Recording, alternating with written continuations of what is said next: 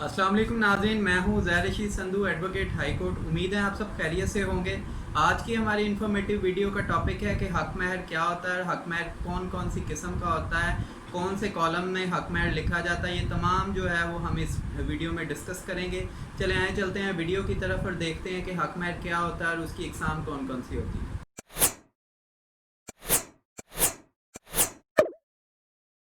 जी तो नाजरीन, हक महर एक शादी जो है वो एक समाजी माहिदा होती है जिसमें एक मर्द और एक औरत जो है वो आपस में एक सोशल एग्रीमेंट करते हैं, कुछ टर्म्स एंड कंडीशन को डिफ़ाइन करते हैं और अल्लाह की हदूद में रहते हुए अपने इज़्दिवाजी हकूक़ को पूरा करते हैं।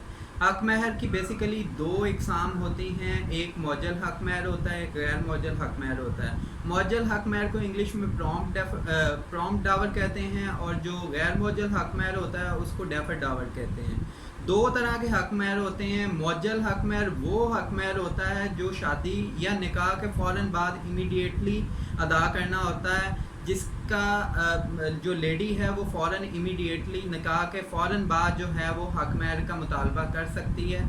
आपने देखा होगा कि हक महर में निकाह नामे पे लिखा होता है कि जी इतना हक महर 5,000 रुपया हक महर जो है वो मौका पर अदा कर दिया या मौजल तौर पर अदा कर दिया।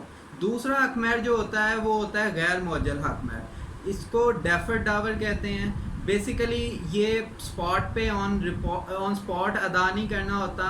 ये बेसिकली इसकी दो तरह की किस्में होती हैं, या तो कोई इसमें स्पेसिफिक मियाद मुकर्रर कर ली जाती है कि इतने अरसे के बाद जो है ये हक महर जो है वो गैर मौजल अदा किया जाएगा, या इसमें ये होता है कि ऑन डिमांड लिख दिया जाता है या इंदुल तलब लिख दिया जाता है कि जब भी लेडी जो है उसका मुतालबा करेगी तब ये हक महर अदा करना मर्द के ऊपर या दूल्हे के ऊपर वो फ़र्ज़ हो जाएगा, वाजिब हो जाएगा।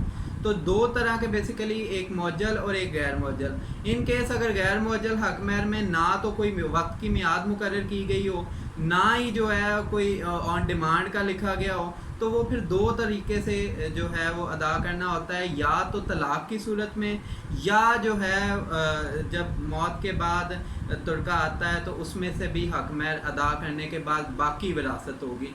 ये दो तरह के नाजरीन हक महर होते हैं। ये जानना बहुत ज़रूरी था हमारे लिए कि मौजल, बहुत सारे लोग कंफ्यूज हैं, क्वेश्चन भी आ रहे हैं कमेंट सेक्शन में कि जी मौजल और गैर मौजल हक महर क्या होता है। तो ये वीडियो बनाने का मकसद ये था कि हक महर का कॉन्सेप्ट जो मौजल और गैर मौजल का है इसको क्लियर किया जाए। उम्मीद है आपको ये वीडियो पसंद आई होगी।